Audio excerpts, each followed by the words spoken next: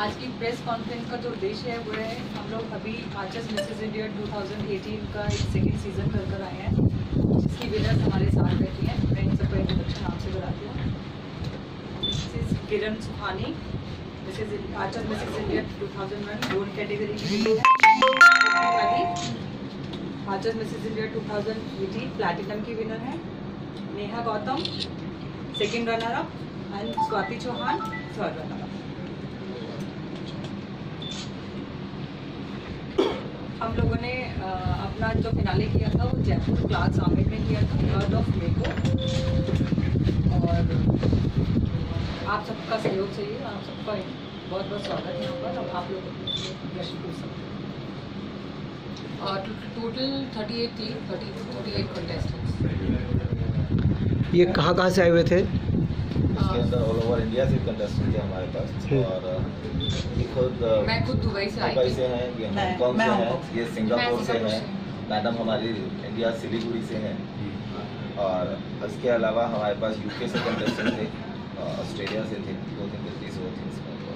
Australia से ताज आपके sir पे सज चुकी है, इसकी चमक दिखाई पड़ रही है हमें, चेहरे की खुशियाँ भी आपकी खुशियों का बखान कर रही हैं। तो आप अपनी यात्रा में इस मुकाम पे पहुँचे हुए हैं, यात्रा में क्या क्या अच्छा कठिनाइयाँ झेलनी पड़ी, क्या क्या खुशियाँ मिली, क्या बताएंगे चारों विनर और रनर एक एक करके?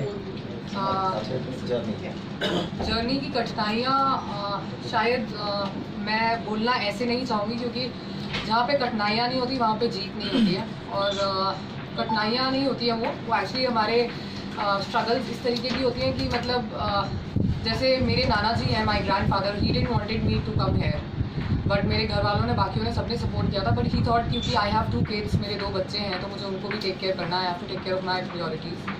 बट आपकी प्रायोरिटीज़ हमेशा क्लियर होनी चाहिए। सबसे पहला इंसान का सेल्फ वर्थ होता है। आज मैं एक डॉटर नहीं हूँ, मैं एक मदर भी हूँ। So when I see and look to my kids, I can tell them कि प्लीज़ अपने ड्रीम्स को फॉलो करो। वो मैं उनको आंखों में देख के तभी कह सकती हूँ जब मैं खुद करती हूँ।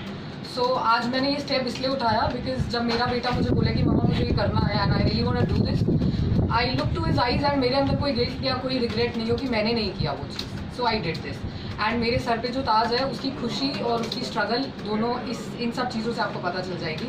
एंड ऊपर से जो ये ताज होता है ये सिर्फ एक मॉडल बनने के लिए नहीं होता है फ्रैंकली, बिकॉज अगर मुझे मॉडल बनना होता तो मैं 25 साल में बन जाती, but it is basically somewhere कि मैं कहीं ना कहीं कुछ इंस्पिरेशन देती थी लोगों को, एंड मुझे ऐसा लगा कि अगर ये मेरे पे आएगा तो I be a role model. And मैं काफ़ी जगह दुबई, इंडिया, एवरीवेयर जहाँ पे भी पॉसिबल होगा, I will tell all the women around and all the man around that एक सपोर्ट आदमी का एंड एक औरत की इच्छा with self worth would always make a difference. सपने जीने चाहिए और सपने पूरे होते हैं, ट्रस्ट में। When we dream, the dreams can become a goal. And that goal can be achieved if we take a step towards it. वो जब हम स्टेप तभी उठा पाते हैं जब हमारी फैमिली का सपोर्ट होता है, जब हमें बहुत अच्छा प्लेटफॉर्म मिल जाता है, तो हम उन सपनों को पूरा करके बहुत अच्छे से आगे बढ़ पाते हैं। मेरे केस में मुझे फैमिली का सपोर्ट मिल गया अच्छे से, और एक बहुत अच्छा प्लेटफॉर्म मिल गया जहाँ पर मैं अपनी एबिलिटीज़ को प्रूव करके आगे बढ़ सकती हूँ, और मेरी आवाज़ को एक इतना अच्छा प्लेटफॉर्म मिला है कि लोग अब सुनेंगे, मुझसे इंस्पायर होंगे कि इनकी आवाज़ में कुछ बात है। तो मेरे बच्चों के लिए भी मैं बहुत बड़ा एग्जाम्पल सेट हो रही हूँ कि हम लोग कभी भी कुछ भी अचीव कर सकते हैं अगर हमारे अंदर आत्मविश्वास है और हमने उस डायरेक्शन में काम करना चालू कर दिया है। तो मेरे लिए भी यही बात है कि कभी अपने सपनों को मत छोड़ो, कभी किसी चीज़ को पीछे मत छोड़ो, हमेशा उनको फॉलो करके आगे बढ़ते रहो। क्या कठिनाई का सामना करना पड़ा, मैं ये बोलना चाहूँगी कि सभी के परिवार हैं और सभी के परिवारों में उनको सपोर्ट मिला, ये सबसे अच्छी बात है। और हमारे सपनों को जीने के लिए अर्चना जी ने एक नया हम लोगों को एक प्लेटफॉर्म दिया जिसके थ्रू हम आगे बढ़ रहे हैं और सब लोगों के लिए एक एग्जाम्पल सेट कर रहे हैं। जहाँ पर कोई कठिनाई नहीं होती वो फल पाने के बाद उसकी मिठास उतनी मीठी नहीं लगती जहाँ पर कोई कठिनाई ना हो। मेरा बेटा सबसे बड़ी स्ट्रेंथ है मेरी, उसको छोड़कर 8 दिन के लिए जाना, और उससे रात को मैं बात जब करती थी तो मुझे लगता था कि अब मैं उससे दूर हूँ तो मैं इस चीज़ को खाली नहीं जाने दूँगी, मुझे अचीव करके ही जाना है। बस यही है कि एक एग्जाम्पल सेट किया है हम लोगों ने। मैं सब लेडीज़ को ये सपोर्ट करती हूँ और उनसे रिक्वेस्ट करके आगे आएँ, अपने सपनों को जिएँ, क्योंकि कुछ सालों के बाद उनके मन में काश वर्ड ना रह जाए कि काश हमने ऐसा किया होता, हमने भी अपने सपनों को जीने के लिए कोई स्ट्रगल किया होता, तो सब लोगों के लिए एक एग्जाम्पल सेट हुआ है। और हम लोग लकी थे कि हमारा सपोर्ट बहुत अच्छा था। तुषार जी और अर्चना जी, इनके लिए मैं लाइफ टाइम ग्रेटफुल हूँ। Thank you. आपने काफ़ी कुछ बताया आप लोगों को। सबसे पहले तो मैं तुषार जी और अर्चना मैम का बहुत थैंक यू बोलना चाहती हूँ। इनके बारे में मुझे मेरी किसी फ्रेंड से पता चला था इस टीम के बारे में, और मैं हमेशा से चाहती थी, जब मैं छोटी थी तो सब लोग बोलते थे देख के, नहीं आप मॉडलिंग करना, मिस इंडिया में जाना, बट मेरा रुझान हुआ एयर होस्टेस की तरफ, और मैंने एयर होस्टेस का इंटरव्यू दिया 19 साल की एज में, और मैंने किंगफिशर एयरलाइन ज्वाइन किया। करते करते मैंने जेट एयरवेज और फिर सऊदी अरेबियन एयरलाइंस के साथ 8 साल मैंने अभी काम किया।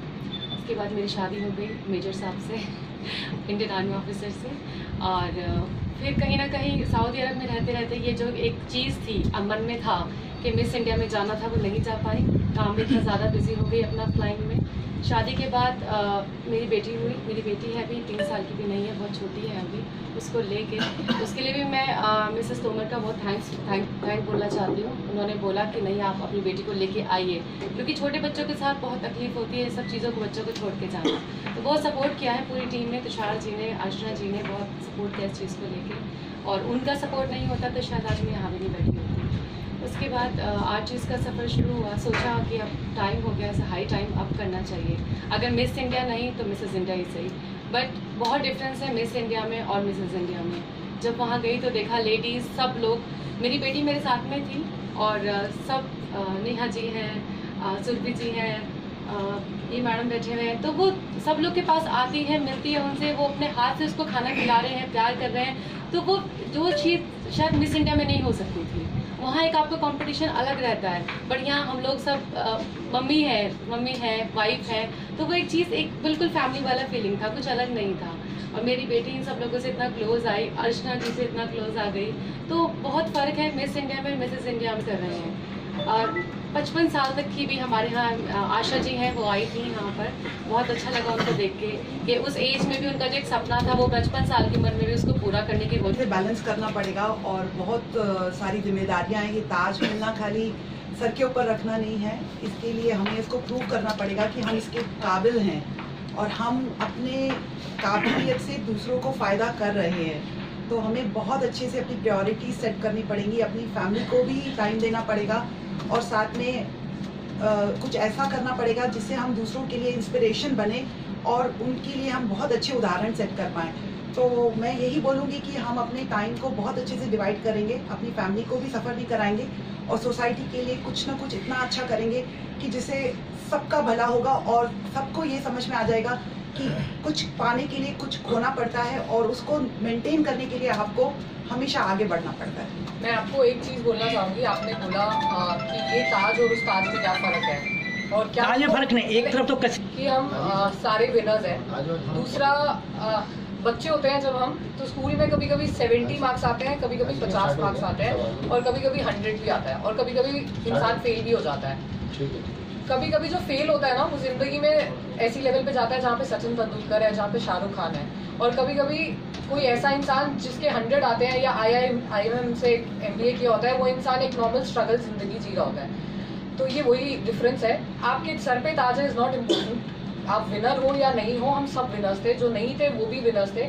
बट इम्पोर्टेंट ये है कि हम ये रियलाइज़ करें कि मिसेज आर्चर्स ने, अर्चना जी ने, तुषार जी ने हमें ये अपॉर्चुनिटी दी, इस डायरेक्शन दी है। इस डायरेक्शन को हम कैसे यूजफुल बनाएंगे with first runner up, second runner up, third runner up, winner और द पीपल हु पार्टिसिपेटेड। हमें वो डायरेक्शन को नहीं छोड़ना। अगर हम वो डायरेक्शन छोड़ते हैं तो हमारे मार्क्स कुछ भी हो, उससे कोई फर्क नहीं पड़ता।